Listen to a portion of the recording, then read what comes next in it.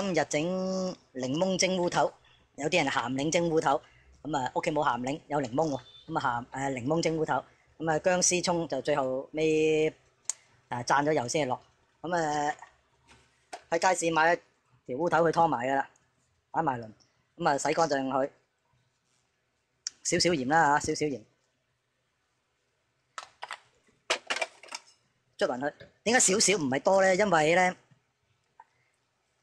一陣間都要落少少蒸魚豉油，落少少蒸魚豉油。如果唔係咧，會唔夠味嘅。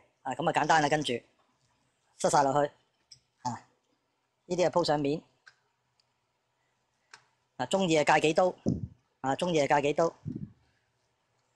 冇理由留翻佢嘅，唉，唔好理啦，塞埋落去啦嚇，塞埋落去。咁啊水滾啊可以拎去蒸得噶。好，水滾啦。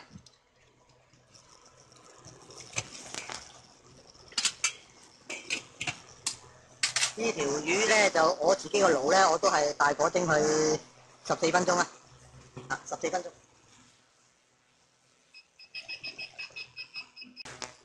好，14分鐘，起蓋熄火。咁咧呢啲咁嘅水咧就倒緊啲啦。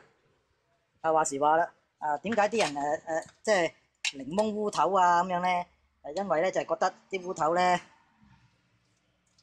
有泥味啊，咁啊所謂檸檬啊、鹹檸啊，有啲人落果皮啊成，覺得咁樣可以辟咗啲泥味啦。我個人就覺得唔係好大泥味嘅啫。好，跟住蘸埋啲薑葱，油搞掂啦。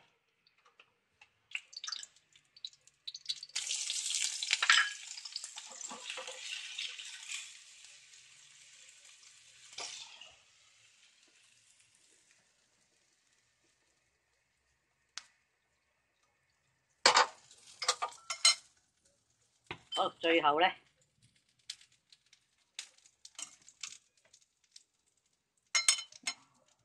加翻啲你覺得最好味嘅蒸魚豉油啦。